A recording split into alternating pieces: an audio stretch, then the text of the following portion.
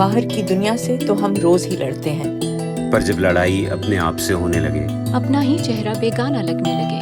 अपने अंदर के शोर में कुछ सुनाई न दे, तो क्या करें? कभी सोचा है? मैं आप सबको खुशामदीद। आज के सेगमेंट का जो टॉपिक है वो सुनने में आपको बहुत ही सिंपल लगेगा, लेकिन हकीकत यह है कि ये बहुत ही सादा सी चीज हमारी जिंदगी की बहुत सी पेचीदगियों की वजह भी बन जाती है।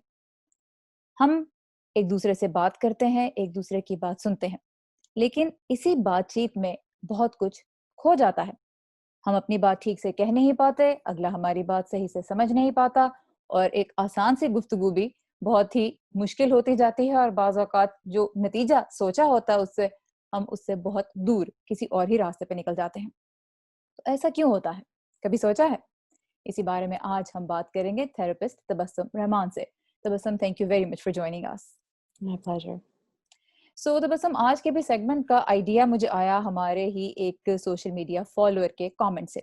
उनका नाम है आतिफ, और उन्होंने ये लिखा कि बात जब हम करते हैं तो ऐसे लगता है जैसे दूसरे लोग हमारी बात सुनते नहीं हैं। 20% मसला असल में होता है, और 80% सिर्फ इसलिए पैदा हो जाता है क्योंकि एक दूसरे की बात हम ठीक से सुनते नहीं हैं। तो ये जो 80% मसला है, इसे कैसे हल किया जाए? तो आज मैं आपसे ये जानना चाहती हूँ, सबसे पहले तो ये कि हम दिन रात एक दूसरे से बात करते हैं, इंसानों का काम ही ये है कि वो अपनी जुबान में एक दूसरे को समझाते हैं, तो क्यों हम एक दूसरे की बात समझ नहीं पाते? क्या वजह है? कहाँ गुम हो जाता है ये 80%? पहले तो जब कोई हमसे बात करता है, तो आधा वक़्त हम ये सोच में पड़े रहते हैं कि इस बात का हम जवाब कैसे देंगे? या क्यों ये बात कर रहे हैं हमारे से? क्या हमने कुछ किया? क्या किसी ने कुछ कहा? तो हम बस इसमें लगे हुए होते हैं सुलझाने कि ये बात आधी हम सुनते हैं और बस ये फ़िक्र में पड़ जाते हैं कि ये बात शुरू कहाँ से हुई? तो उसमें जो असली बात होती है, वो थोड़ा-सा गुम-सा हो जाता है।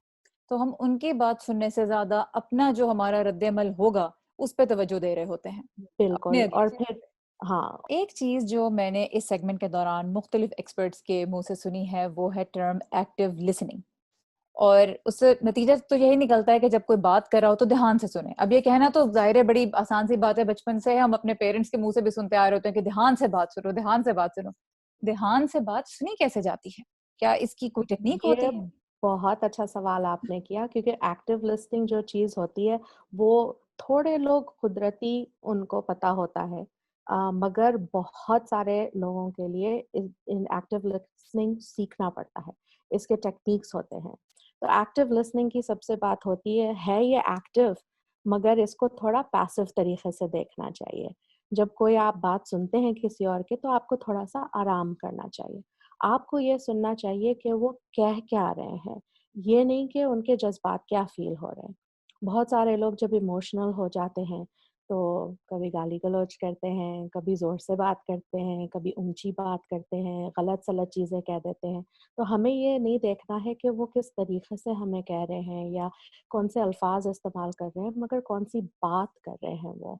आसान काम नहीं लग रहा मुझे आपके कहने से, बिकॉज़ ख़ास तौर पे जब हम किसी आर्ग्यूमेंट में होते हैं, जहाँ बहस हो रही हो या जहाँ कोई ऐसी बात हो रही हो जो हमारे नज़रियात से मुख्तलिफ होती है, वो चाहे ज़ाती नौयत की हो, सियासी नौयत की हो, मज़हबी नौयत की हो, तो एकदम से हमारे जज़्बात जो हैं वो जोश मारने लगते हैं। तो सबसे पहले आपको देखना है कि आप उस सिचुएशन में हैं, आप तैयार हैं किसी की बात सुनने के लिए? क्योंकि अक्सर बेहतर होता है कि जज़्बाती और इस टेंशन के माहौल में बात करने का कि आप बात ही ना करें उस वक़्त। तो सबसे पहले आप देखें कि जब वो कुछ कह रहे हैं, तो आपके अंदर क्या हो रहा है? आपके दूसरे फीलिंग्स आ रहे हैं, आप कहीं और सोच रहे हैं, आप इस टेंशन में कि भई इस बात को जल्दी निपटला, मुझे देर हो रही है या मुझे कहीं जाना है या मुझे कुछ काम करना है या मुझे भूख लग रही है। तो ये अब सब चीज़ें आप थोड़ा अपने आप में देखें कि फ़िज़िकली आप कैसे फ़ील कर रहे हैं। फिर आगे देखें, अगर आप समझते हैं कि चलो इस वक़्त मैं ये बात कर सकती हूँ या कर सकता हूँ, तो फिर उस वक़्त फिर थोड़ा-सा आप डीप ब्रेथ्स लें। थोड़ा-सा अपने आप को काम करें, थोड़ा-सा डीप ब्रेथ्स लें, ख़ुसूसन अगर दूसरे लोग थोड़े आपके सामने एजिटेटेड हैं और बहुत गर्मी से बात कर रहे हैं, जज़्बाती होके बात कर रहे हैं, तो ऐसे कन्वर्सेशन में एक बंदे को थोड़ा-सा काम होना चाहिए। फिर उसके बाद आपको जो वो कह रहे हैं, वो वापस सुन के उनसे क्लैरिफ़ाई करना है। हम्म, कि अगर वो कह रहे हैं भई मैं तो बहुत गुस्से में हूँ, अच्छा तो मैं सुन रहा हूँ कि आप गुस्से में हैं, हम्म, क्यों गुस्से में हैं आप? क्या हुआ? बताइए। हमें उनसे आँखों में आँखें डाल के देखना चाहिए, इधर-उधर डिस्ट्रैक्ट नहीं होना चाहिए, ये नहीं कि हम उनसे बात कर रहे हैं, साथ में फ़ोन देख रहे हैं, खा रहे हैं। दूसरे को समझने की कोशिश करें उस वक्त में बिल्कुल, अपने जज्बात और अपने रद्द अमल पे तवज्जो देने के बजाय पहले इस बात पे तवज्जो दें कि आपके सामने हो क्या रहा है, क्योंकि जब बिल्कुल, तो आपके सामने जो हो रहा है हाँ, वो आपको समझ में आएगा तो हो सकता है कि आपका रद्द अमल भी फिर मुख्तलिफ हो। बिल्कुल, दूसरी तरफ फिर बात आ जाती है इफेक्टिव कम्युनिकेशन की, कि हम अपनी बात बेहतर तरीके से कैसे कह सकते हैं, बिकॉज बहुत मरतबा ऐसे भी होता है कि किसी बहस के बाद या किसी छोटे मोटे मामले पे भी बात करने के बाद एहसास होता है कि शायद मैं अपनी बात मौसर तरीके से नहीं कह पाई, अगर मैं ऐसे कहती तो शायद उनको ज्यादा समझ में आ जाती। तो ये भी मुझे थोड़ा सा बताएं कि इफेक्टिव कम्युनिकेटर कैसे बना जा सकता है। सबसे पहले आपको अपने आप को थोड़ा-सा काम डाउन रखना है, थोड़ा-सा लेवल रखना है। तो अगर आप घबरा रहे हैं, आप थोड़ा-सा इरिटेट हो रहे हैं, तो फिर आप लंबी साँस लें, अपने बॉडी को थोड़ा रिलैक्स करें और फिर उसके बाद अपने टोन को बहुत हल्का कर दें। तो अब अगर कोई आगे से ज़ोर से बोल रहा है, आप भी ज़ोर से बोल रहे हैं, वो भी जज़्बाती होके बोल रहे हैं, आप भी जज़्बाती भी होके बोल रहे हैं, तो वो जज़्बातों में बात गुम हो जाती है। और फ़ोकस करें फैक्ट्स के ऊपर। थोड़ा-सा वक़्त लें रिस्पॉन्ड करने से पहले। ज़रूरी नहीं है, हम समझते हैं कि हर मसला फ़ौरन हल होना चाहिए।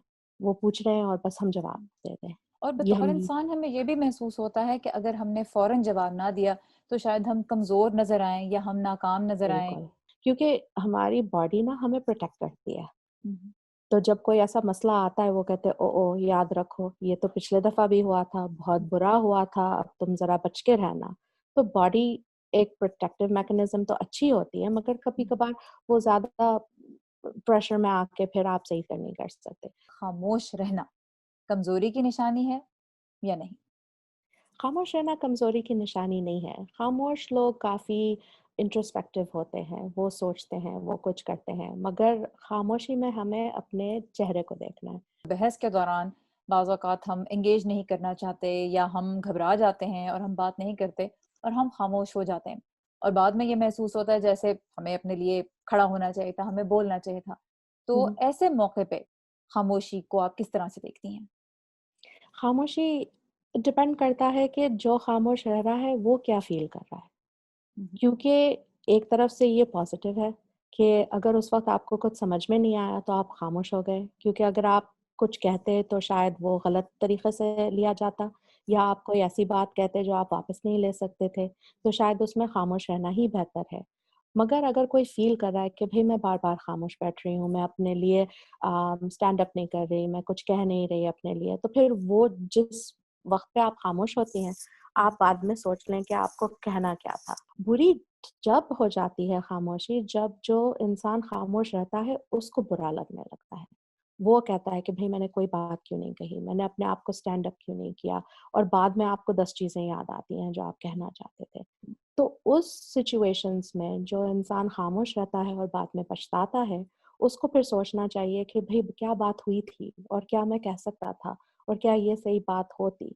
तो थोड़ा-सा इसके ऊपर प्रिपेयर रहें अगले सिचुएशन के लिए। बचपन में हमें बस ये सिखाया, अच्छे बनो, किसी से लड़ाई नहीं करो, कुछ नहीं कहो। पर हुँ, किसी ने हमें ये नहीं सिखाया, बेटा अगर किसी ने आपसे लड़ाई कर ली तो फिर आपको क्या करना चाहिए? अगर किसी ने आपसे ये बात कही तो आपको क्या जवाब देना चाहिए?